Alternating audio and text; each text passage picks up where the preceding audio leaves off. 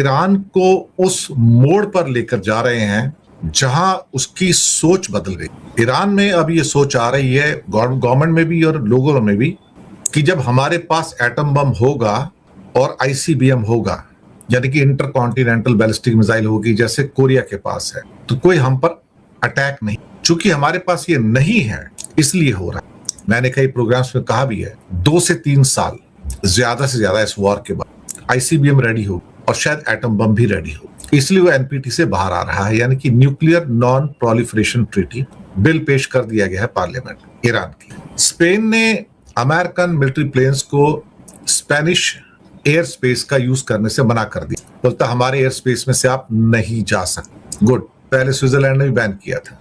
Tehran क्या एक oil की सुपर पावर बनकर निकल के आ रहा है? बहुत सारे गल्फ के लोगों को डर है कि गल्फ का नया राजा तेहरान है, वो राजा इजराइल नहीं है, ना ही अमेरिका है, क्योंकि ईरान ने दरअसल करके बता दिया कि मैं दुनिया की नस दबा सकता हूं।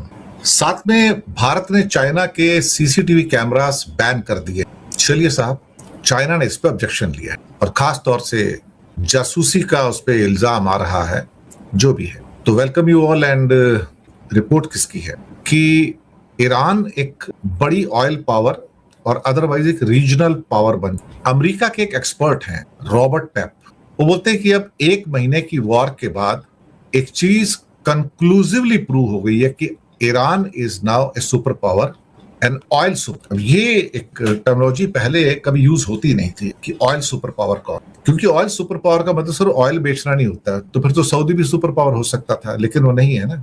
Iran has become oil super power because it has become a military power also and A oil power also. उस हिसाब से रशिया भी है, लेकिन रशिया पुराने जमाने का सुपर पावर है, वो अभी तक।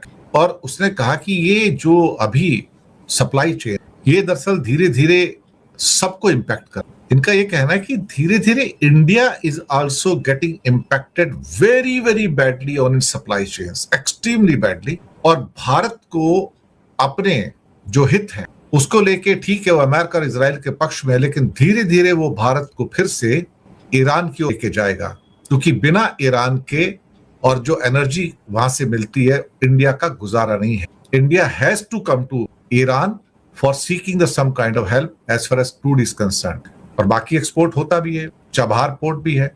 तो चबहार पोर्ट वो लिंक है जो international north south transport corridor जो है उसका एक मेन लिंक। उनका कहना है कि अब ईरान एक बड़ी सुपर पावर बन गई, दुनिया के 20% ऑयल को कंट्रोल कर। इतना ऑयल तो दुनिया का कोई भी एक कंट्री कंट्रोल नहीं करता जितना ईरान कंट्रोल। रॉबर्ट पेप का कहना है कि 1 महीने पहले वाला ईरान नहीं है ये। बोलता है हम पुरानी मेंटालिटी में जी रहे हैं, पुराना माइंडसेट कि अमेरिका के पास पावर है, लेकिन ईरान बहुत छोटा है। लेकिन सवाल ये पैदा होता है कि ईरान हार नहीं रहा है, भले वो जीत नहीं रहा हो, लेकिन ईरान हार नहीं रहा है। उसका जो इम्पैक्ट है अब शुरू हुआ है। अब उसने जताया लोगों को कि जो मैं करूंगा वो दुनिया के 800 करोड़ लोगों को फेस करना पड़ सकता है। और ये जो वो कर रहा है, ये समस्या आपकी रसोई तक पहुंचती है, आपके ऑफिस तक पहुंचती है, आपके रोजगार तक पहुंचती है, आपकी खेती में पहुंचती है, आपके फर्टिलाइजर पे पहुंचती है, आपकी सप्लाई लाइंस पे। बोलता दुनिया का ऐसा कौन सा मुल्क है जो 20% की ऑयल सप्लाई को कंट्रोल करे। ये बात तो बड़ी सही है साहब। कहता है ये रीजन है कि India once again slowly Iran के साथ अपने संबंधों को सुधार रहा है, लेकिन ऐलान नहीं कर रहा है कि अमेरिका को नाराज नहीं करना। लेकिन इंडिया के टैंकर धीरे धीरे हॉर्मुज से बाहर आ रहे हैं। इसका मतलब है कि ईरान के द्वारा इंडिया पे एक पॉलिटिकल प्रेशर डाला जा रहा है, और यहां पर जो कीमत चुकाने वाले वो जो अंदर के ऑयल कंट्रीज तो हैं, लेकिन अमेरिका भी इसका कीमत चुका रहा है, अमेरिका भी और इंडिया भी। कहता है लेकिन इंडिया को बैलेंस करना पड़ेगा। India is in no position to ignore Iran at any cost, ये मिस्टर पेप का कहना। तो यानी कि पहली बार किसी को ऑयल सुपर पावर का खिताब मिला है कि वो दुनिया की 20% ऑयल को कंट्रोल करते। अमेरिका कहता है कि कंट्रोल मैं करता, लेकिन ईरान ने दिखा दिया कि कंट्रोल तो मैं कर रहा हूं, तू नहीं कर रहा। अगली खबर, अमेरिका ने और इजराइल ने जितना प्रेशर और जितना नुकसान किया, अब वहां की रूलिंग पार्टी और जो आम आदमी जो सड़क पर है, अब उसे इस बात का यकीन हो गया कि अब हमें ये वर्ड्स कहना छोड़ देना चाहिए कि हम एटम बम नहीं बनाएंगे, नहीं बनाएंगे, नहीं बनाएंगे, नहीं बनाएंगे। कभी इसको कहते हैं, कभी उसको कहते हैं, कभी एटॉमिक एनर्जी एजेंसी को कहते हैं, कभी ट्रंप को कहते हैं, कभी यूरोप को कहते हैं हम नहीं बनाएंगे। बोलते हैं वक्त आ गया है कि हमें कहना पड़ेगा हाँ हम बनाने जा रहे हैं और साथ में आईसीबीएम भी बनाने जा रहे हैं। कोई रोक सकता है तो रोक। और इसलिए वो बिल आ गया कि हम एनपीटी छोड़कर बाहर जा रहे हैं, यानी कि न्यूक्लियर नॉन प्रोलिफरेशन, जिसके अंदर रहने से बंदिशें आती हैं, आपको कोई इंस्पेक्ट कर सकता है, IAEA। अब ईरान एक एटॉमिक पावर बनने की तरफ आगे बढ़ेगा और इस वॉर के बाद बढ़ेगा। आप कहोगे मदद कौन करे? देखो 3 कंट्री तैयार बैठे, बिल्कुल तैयार बैठे हैं। रशिया भी है, चाइना भी है, और सबसे इंपॉर्टेंट कंट्री जो ईरान को मदद करेगा एटम बम बनाने में या आईसीबीएम बनाने में डायरेक्टली, वो होगा नॉर्थ कोरिया। लिख के रख ली, नॉर्थ कोरिया में वो हिम्मत भी होगी ये कहने की कि हाँ मैं ईरान की मदद करूंगा, हाँ मैं ईरान को आईसीबीएम की टेक्नोलॉजी दूंगा, यानी कि इंटरकॉन्टिनेंटल बैलिस्टिक मिसाइल। एक्चुअली वो टेक्नोलॉजी देखा जाए तो नॉर्थ कोरिया की नहीं होगी, वो रशियन बेसिकली टेक्नोलॉजी। क्यों रशियन? क्योंकि रशिया और नॉर्थ कोरिया बहुत क्लोज। नॉर्थ कोरिया की आर्मी भी वहां लड़ रही है, आपको पता है, यूक्रेन के खिलाफ। जब चाइना के पास आईसीबीएम नहीं थे, जिसको कि डोंगफेंग 17, डोंगफेंग 41 कहा जाता है, डोंगफेंग 60 भी है उसके पास, लेकिन रशिया के पास तो पिछले 50 साल से आईसीबीएम है साहब, 50 साल से भी ज्यादा टाइम।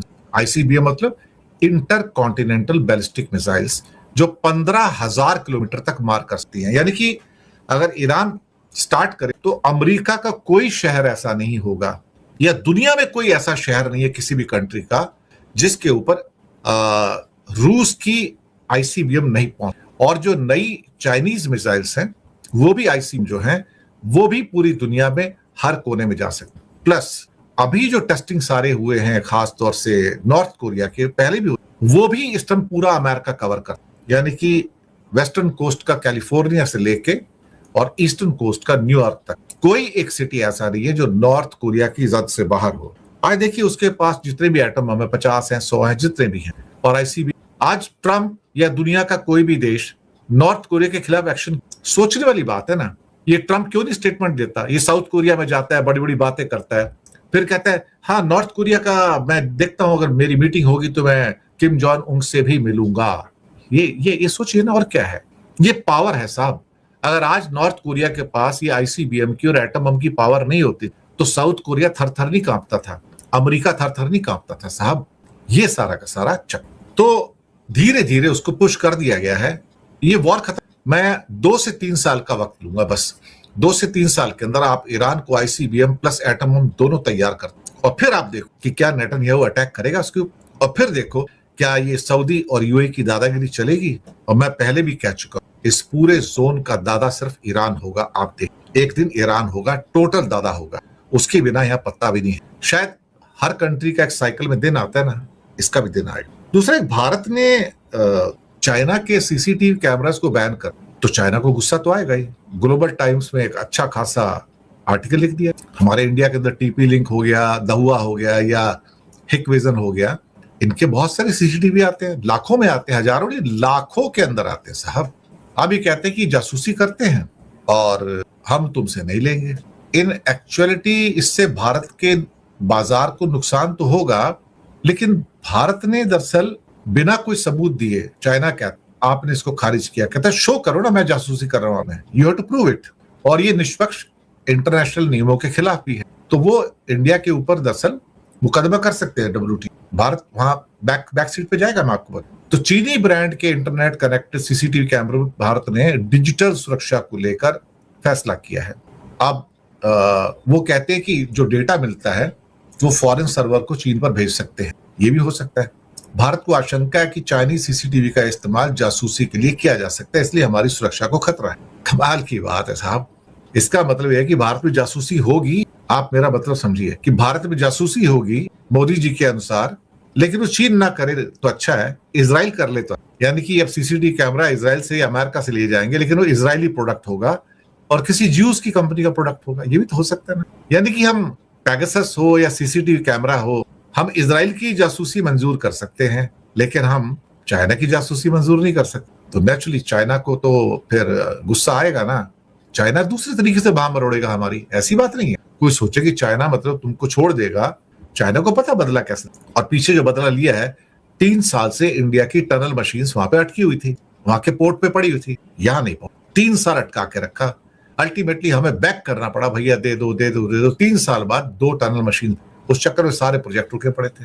तो चाइना को पता है चाबी कहाँ घुमानी है, अमेरिका के खिलाफ भी, इंडिया के खिलाफ, और वो घुमाएगा और फिर उसके बाद फिर वापिस हम वही पहुंच जाएंगे जहां पहले थे। वैसे भी आरएसएस वालों का भी दोस्त है ना चाइना, और मोदी जी का भी दोस्त है। मोदी जी तो चीफ मिनिस्टर होते हुए ना जाने कितनी बार चाइना गए साहब, कितनी बार।